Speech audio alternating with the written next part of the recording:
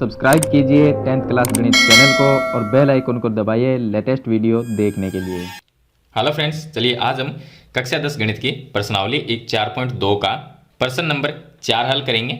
अगर आपको इससे पीछे वाली वीडियो देखनी है तो डिस्क्रिप्शन में प्लेलिस्ट का लिंक मिलेगा, उस पर क्लिक करके आप पीछे वाली वीडियो देख लेना। तो चलिए हम प्रश्न नंबर 4 को हल करते हैं। तो आप वीडियो को लाइक कर दीजिए और चैनल को सब्सक्राइब कर लीजिए। इसमें दिया गया है कि दो क्रमागत धनात्मक मतलब प्लस की, जो प्लस की संख्या होगी, तो धनात्मक पूर्णांक ज्ञात कीजिए। दो क्रमागत धनात्मक पूर्णांक ज्ञात कीजिए जिनके वर्गों का योग 365 हो। अब हमें क्या करना है कि दो धनात्मक पूर्णांक होने चाहिए और क्रमागत होने चाहिए, यानी क्रम से। तो जैसे संख्या होती है, एक के बाद में 2 आता है, 2 के बाद में 3 आता है, तो वो क्रम से चल रही है। अगर मैं 2 के बाद में 4 लिखूंगा तो वो क्रम नहीं है, क्योंकि उसमें 3 नहीं है। तो इसी तरह से हमें क्रम से क्रमागत धनात्मक पूर्णांक हमें ज्ञात करने हैं जिनके वर्गों का योग कितना होना चाहिए, 365 होना चाहिए। तो इसमें हम मान लेंगे कि माना पहला धनात्मक पूर्णांक इसको हम x मान लेते हैं, तो बराबर मान लेते हैं x। अब अगर पहला धनात्मक पूर्णांक x है तो इसके बाद में जो दूसरा आएगा वो क्या आएगा, इससे एक ज्यादा आएगा, क्योंकि हमें दो क्रमागत धनात्मक पूर्णांक ज्ञात करने हैं। तो जैसे हम 1 लिखेंगे तो 1 के बाद में 2 ही आएगा। अब 1 लिखा तो 1 के बाद में 2 आया, मतलब वो 1 से 1 ज्यादा है। अगर 2 के बाद 2 लिखेंगे तो उसके बाद में 3 आएगा, तो 2 से 1 ज्यादा है 3। तो यहां पर अगर पहला धनात्मक पूर्णांक x है तो इसके आगे वाला कौन सा आएगा, x प्लस 1, यानी इससे ज्यादा। तो दूसरा हो जाएगा, दूसरा धनात्मक पूर्णांक वो हो जाएगा x प्लस 1 हो जाएगा। तो धनात्मक पूर्णांक हो जाएगा x प्लस 1। अब प्रश्न में लिखा गया है कि दो धनात्मक पूर्णांक हमने मान लिए। अब प्रश्नानुसार लिखेंगे हम, प्रश्नानुसार ये जो पहला धनात्मक पूर्णांक है और दूसरा धनात्मक पूर्णांक है, इनका वर्गों का योग करेंगे। तो पहले का वर्ग करेंगे तो पहला हो गया एक्स स्क्वायर, इसका वर्ग कर दिया, और प्लस में दूसरे धनात्मक पूर्णांक x प्लस 1 है, इसका हम वर्ग करेंगे। और दोनों के वर्गों को हमने बीच में प्लस का चिन्ह लगा के जोड़ दिया, क्योंकि इसमें लिखा है जिनके वर्गों का योग 365 है, यानी इन दोनों का अगर वर्ग कर देते हैं और जोड़ देते हैं तो 365 आता है। तो मतलब कि बराबर में 365 ये आ जाएगा। अब इसको हम हल कर लेंगे। तो एक्स स्क्वायर का तो एक्स स्क्वायर रहेगा, तो ये आ गया एक्स स्क्वायर, और प्लस में अब देखिए x प्लस 1 का अगर स्क्वायर करेंगे तो जो a प्लस बी का होल स्क्वायर होता है उस तरह से करेंगे। अब a प्लस बी का होल स्क्वायर होता है a स्क्वायर प्लस में 2ab और प्लस में b स्क्वायर, ये होता है। तो इसी तरह से इसको हल कर लेंगे। तो ये आ जाएगा एक्स स्क्वायर आ जाएगा, और प्लस में आ जाएगा 2x, और प्लस में आ जाएगा 1, और बराबर में 365 आ जाएंगे। आगे हल करेंगे तो एक्स स्क्वायर ये हो जाएंगे 2x स्क्वायर, और प्लस में आ जाएगा 2x, और प्लस में 1। 365 को इस साइड में लेके आएंगे तो ये माइनस में हो जाएगा 365, और बराबर में आ जाएगा 0। आगे हल करेंगे तो 2x स्क्वायर का 2x स्क्वायर, और प्लस में 2x, और उसके बाद में आ जाएगा माइनस में 365।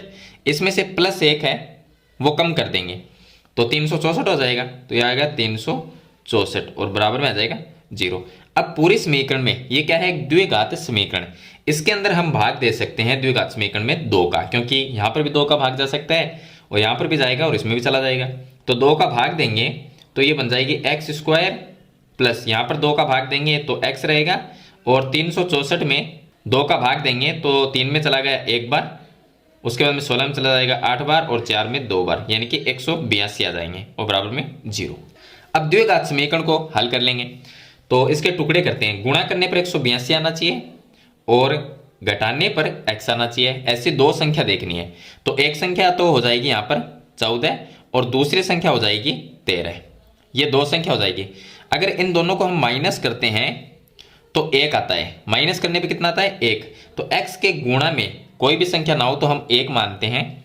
तो हम ये मानेंगे कि माइनस करने पर 1 आना चाहिए और गुणा करने पर 182। अगर यहाँ पर 14 माइनस 13 करते हैं तो माइनस करने पर तो 1 आएगा, और इन दोनों को अगर गुणा करते हैं तो इनका गुणनफल 182 ही आएगा। आप गुणा करके देख सकते हैं। अब देखिए आगे हल करते हैं। तो ये आ गया एक्स स्क्वायर और प्लस इसके पास में हमने 1 मानना था, उस 1 की जगह हम यहाँ पर ये लिखेंगे 14 माइनस 13, तो ये आ जाएगा 14 माइनस में 13 ये आ जाएगा, और गुणा में x है वो रह जाएगा, माइनस में 182 बराबर में 0। आगे हल करेंगे तो एक्स स्क्वायर आ जाएगा और प्लस में यहाँ पर देखिए 14 को x से गुणा करेंगे 14x, और ये माइनस है तो माइनस 13 को x से गुणा करेंगे तो ये आ जाएगा 13x, माइनस में 182 आ जाएंगे और बराबर में 0। अब दो पद ये हो जाएंगे और दो पद ये हो जाएंगे, इसमें से कॉमन लेंगे। चलिए मैं आगे बता देता हूँ। यहाँ पर कॉमन लेंगे तो इधर से कॉमन आएगा x कॉमन आएगा तो x स्क्वायर में x का भाग देंगे तो x रहेगा, और प्लस यहाँ पर 14x में अगर x का भाग देते हैं तो 14 रह जाएगा। उसके बाद में यहाँ पर दो पद है, इसमें से कॉमन आएगा 13, क्योंकि एक साइड में x है तो दूसरी साइड में x नहीं है, इसलिए 13 कॉमन आ जाएगा तो माइनस 13, और उसके बाद में यहाँ पर भाग देंगे तो x रहेगा, कॉमन 13 आ गया तो x रह गया, और ये माइनस है और ये माइनस गुणा होके प्लस बन जाएगा।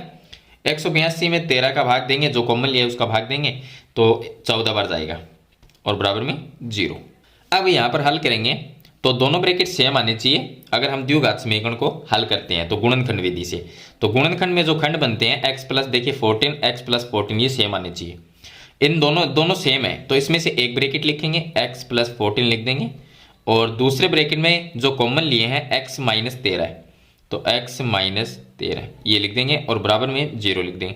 अब दोनों के एक एक बार करके 0 के बराबर रखेंगे, तो एक बार तो आ जाएगा x प्लस 14 बराबर 0 रखेंगे तो x का मान आ जाएगा माइनस में 14, x का मान निकालना है, और एक बार इसको 0 के बराबर करेंगे तो x माइनस 13 बराबर 0, तो x का मान आ जाएगा प्लस में 13, ये x का मान।